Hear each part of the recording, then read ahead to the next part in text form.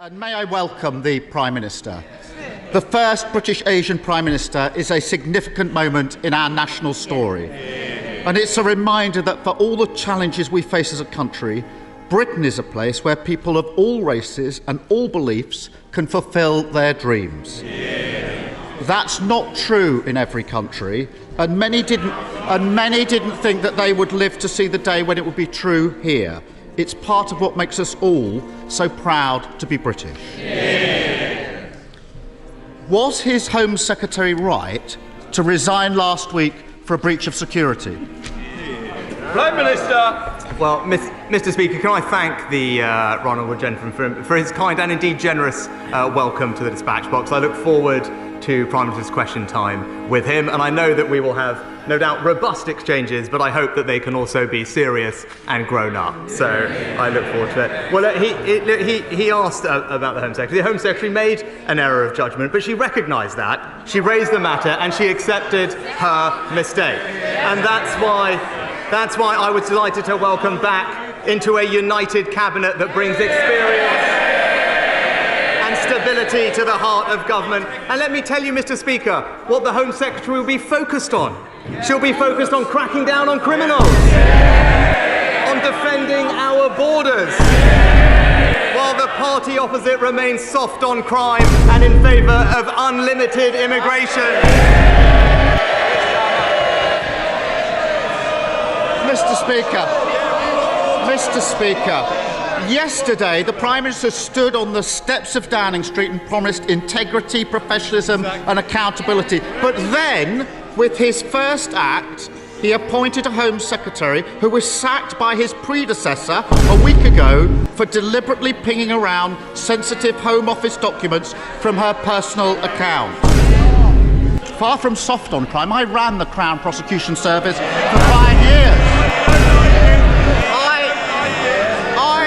I worked with Home Secretaries to take on terrorists and serious organised crime. And I know firsthand how important it is that we have a Home Secretary whose integrity and professionalism are beyond question.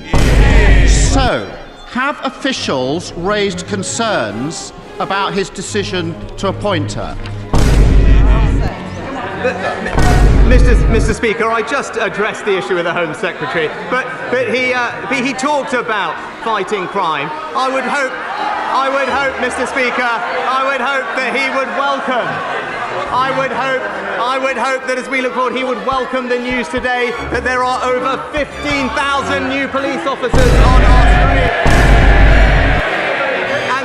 And the Home Secretary will be supporting them to tackle burglaries.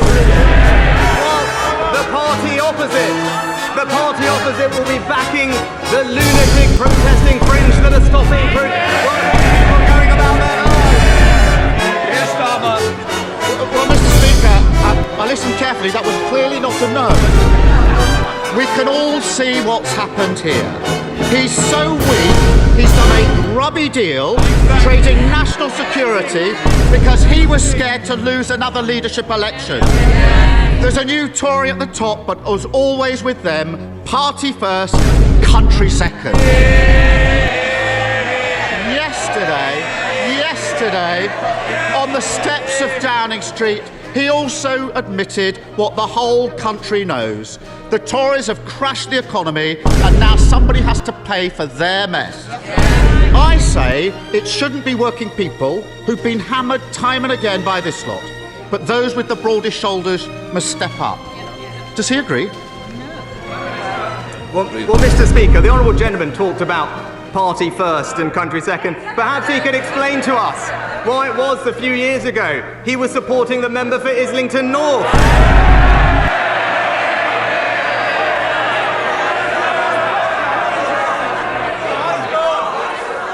Mr. Speaker, my record is clear. When times are difficult in this country, I will always protect the most vulnerable. That is the values of our compassionate party. We did it in COVID and we will do that again. Mr. Speaker, he says he'll protect the most vulnerable. Let's test that. The government currently allows very rich people to live here but register abroad for tax purposes. I don't need to explain to the Prime Minister how non-dom status works. He already knows all about that. It costs the Treasury £3.2 billion every year. Why doesn't he put his money where his mouth is and get rid of it? Well, Mr. Speaker, I have been honest. We will have to take difficult decisions to restore economic stability and confidence. And my honourable friend, the Chancellor, will set that out in an autumn statement in just a few weeks. But what I can say, as we did during COVID, we will always protect the most vulnerable. We will do this in a fair way. But what I can say, I am glad, Mr. Speaker, that the party opposite, honourable gentleman, has finally realised that spending does need to be paid for. It is a novel concept for the party opposite. This government is going to restore economic stability, and we will do it in a fair and compassionate way. I know he's been away for a few weeks, but he should have listened to what's been going on the last two. But anyway, I have to say, I'm surprised he's still defending non-dom status. He pretends he's on the side of working people, but in private he says something very different. Over the summer, he was secretly recorded at a garden party in Tunbridge Wells, boasting to a group of Tory members that he personally moved money away from deprived areas to wealthy places instead. Rather than apologise or pretend that he meant something else, why doesn't he now do the right thing and undo the changes that he made to those funding formulas? Well, Mr. Speaker, I know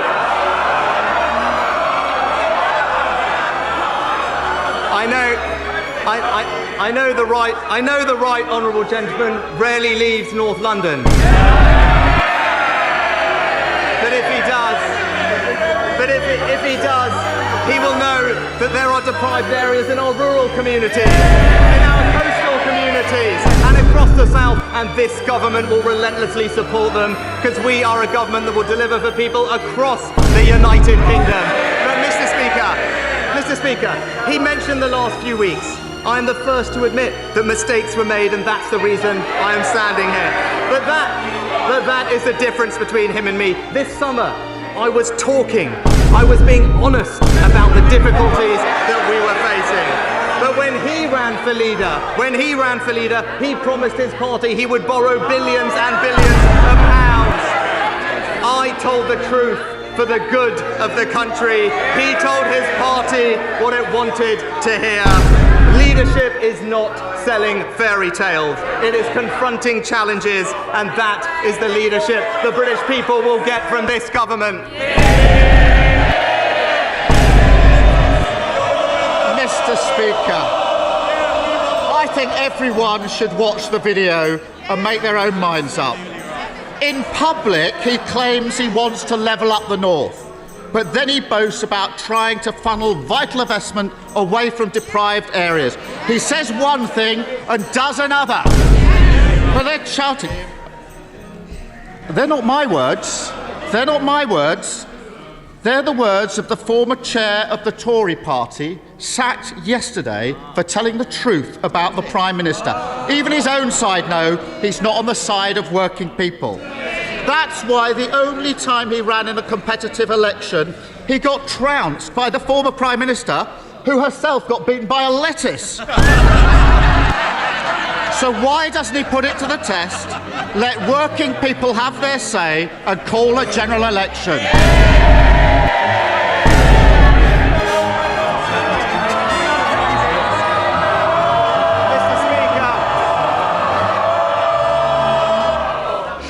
Well, it'll take a long time to get through this paper if we carry on like this, Prime Minister.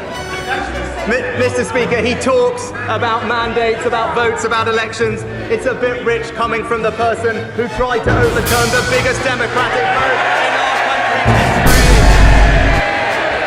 Our mandate is based on a manifesto that we were elected on, to remind him an election that we won and they lost.